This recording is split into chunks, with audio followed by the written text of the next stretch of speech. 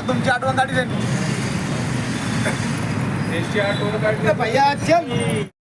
मी गौतम जप्पूजी सोनकांबळे, मुक्काम पोस्ट लघु, तालुका दिलेली, जिल्हा नांदेड, मानसपुत्र आहे, राळपट्टीचा.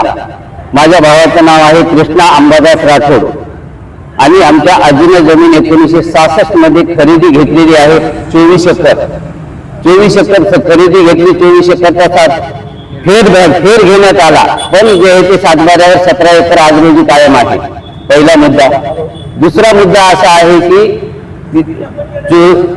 कुळामध्ये प्रत्येकाला 24 एकर हैदराबाद कुळ वहिवाट प्रमाणे भेटते, पण यांना 42 एकर जमीन भेटलेली आहे. तरी पण आमच्या सातबाऱ्याच्या इतर अधिकारामध्ये कुळ काबीज नाही असा उल्लेख आहे.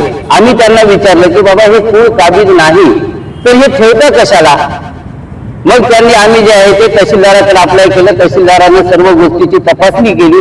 तपासणी केल्यानंतर जे आहे ते त्यांनी निकाल दिला की कुळ लागत नाही. त्याच्यामुळे ते समोरची पार्टी दुःखी झाली. दुःखी होऊन त्यांनी एसडीएम कडे जे आहे ते अपील केले. अपील केल्यानंतर त्यांनी अपील त्यांचं फेटाळून लावलं, कारण काही योग्य तो निर्णय तहसीलदारांनी दिला होता. त्यानंतर दुःखी होऊन त्यांनी जे आहे ते सामान्य प्रशासन कलेक्टर ऑफिसमध्ये ऍडमिट केले केस. त्यांनी केल्यानंतर आपल्या संगीता राठोड मॅडमकडे, राठोड मॅडमचं त्यांचं काय गोडबंगाल झालं माहिती नाही, तरी पण जे आहे ते मॅडम जे आहे ते असा आदेश केला की अंशतः त्यांचा अपील मंजूर करण्यात येत आहे आणि तहसीलदाराने केलेला आदेश रद्द करण्यात येत आहे. आणि पुन्हा तहसीलदाराला सांगितले की याच्यामध्ये दोन्ही उपपक्षकारांना बोलून घ्या, सखोल चौकशी करा, चौकशी करून जे आहे ते निर्णय द्या. म्हणजे अगोदरच त्यांनी चौकशी करूनच निर्णय दिला होता, पुन्हा निर्णय काय देणार आहे. गोल गोल फिरवण्यामध्ये आम्हाला जे आहे ते काय स्वार्थ आहे यांचा, संगीता मॅडमचा. 7 वर्ष गेले याच्यामध्ये. आमचे पैसे समृद्धी महामार्गाचे पैसे हायकोर्टात जाऊन पडले या लोकांमुळे. या लोकांचं आमच्याच सातबाऱ्यात नसून 108 एकर मध्ये इतर अधिकारामध्ये कुळ आहे म्हणून नाव आहे. प्रत्येकाला हे लोक जे आहे ना तंबीज देतात, वाटघाईत करतात. काय करणं आहे बाबा, प्रशासन आम्हाला असं फिरवतंय. आमची जमीन खरेदी घेतलेली आमच्या आजीची जमीन त्यांना दिली असतं तर आम्ही यातून गेलो असतो. तहसीलदाराला पुनर्विचार आदेश करा म्हणण्याचा अर्थ काय होऊ शकते. त्याच्यामुळे जे आहे ना हे मनमानी निर्णय देतात मॅडम. यांच्या आदेशाला कंटाळून, यांच्या वागण्याला, यांचा मनमानी कारभार पाहून दुःखी होऊन आम्ही आज जे आहे ते उपोषणाला बसलो. जर आमचा 14 तारखेपर्यंत उपोषणामधला काही निर्णय नाही झाला तर आम्ही 15 तारखेला आत्मदहन करणार.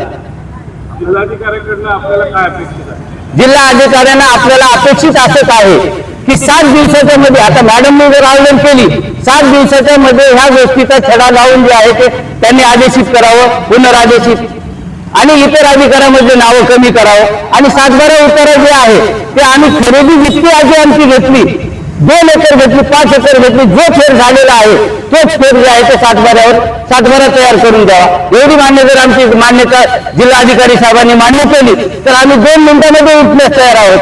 पण आमची जर मागणी मान्य नाही झाली तर आम्ही जीव द्यायला पण तयार आहोत. किती दिवस वाट पाहायची सर. प्रशासनाचे जेवढे जे आहे ना चक्रा मारता मारता 3 ऑफिसचे आमचे चप्पल हिजून गेले. 7 वर्षापासून करतोय. आमच्या बहिणीचे लग्न करायचंय, आम्ही व्याजाने पैसे घेतले दुसऱ्याकडनं. आम्हाला त्यांना उत्तर देणं आहे. समृद्धीचा पैसा आमच्या हायकोर्टात अडकून पडला. आम्ही काय करायचं सांगा. म्हणल्याशिवाय आमच्याकडे पर्यायच नाही दुसरा. माझं नाव गौतम जप्पूजी सोनकांबळे. मी आणि कृष्णा अंबादास राठोड, माझा भाऊ बसलेला आहे. मी मानसपुत्र आहे.